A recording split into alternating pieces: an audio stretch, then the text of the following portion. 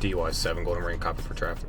It's close to midnight, and the News 4i team is on patrol with Maryland State Police, That vehicle there.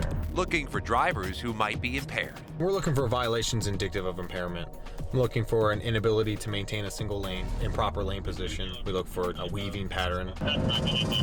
When this car blazes by us at nearly 120 miles per hour, a trooper pulls the driver and conducts a field sobriety test. Right foot in front of your left foot, just like that. She says she had several drinks before getting behind the wheel. Officers tell the I-team alcohol isn't the only thing they're checking for these days. We have marijuana seizures, I feel like, almost on a daily basis. As states nationwide, including locally, look to fully decriminalize marijuana, police in Maryland say they're catching more drivers testing their luck on the highway. Crashes involving marijuana up about 80% in the state from last year.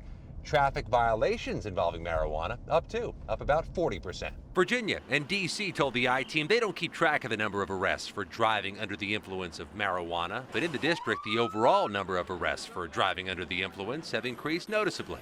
It became legal recreationally in D.C., so it's much easier to get my hands on it. This man, who we'll call Andrew, says he regularly drives after or while using marijuana. You're about to go for a drive, you still feel comfortable having some marijuana.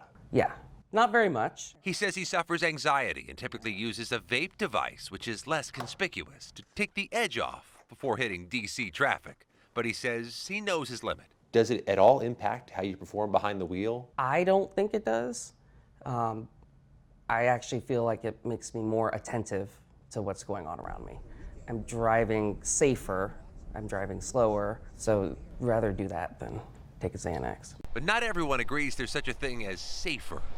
Police in Colorado, where marijuana was legalized several years ago, say they've seen an increase in people driving high and an increase in deaths. In the city of Aurora, we saw about a 74% increase in fatal crashes between 2013 and now, and marijuana has been a part of that. I have seen impairment. I have seen what impairment does.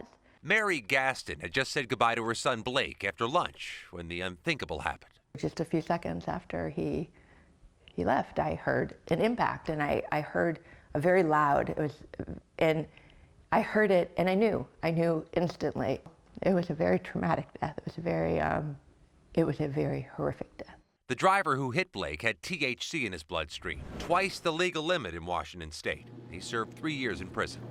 In my view, there's a perception that marijuana does not impair you like alcohol does. That's not true. You are impaired. Currently, there is no roadside test like a breathalyzer to detect THC, the ingredient that gets you high.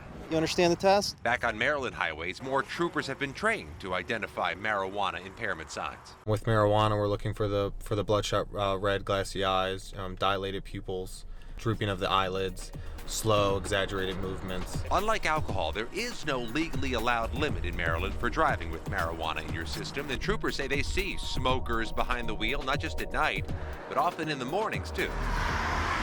Keeping them busy 24 hours a day, looking for drivers who are operating at high speeds. Scott McFarland, News 4i team.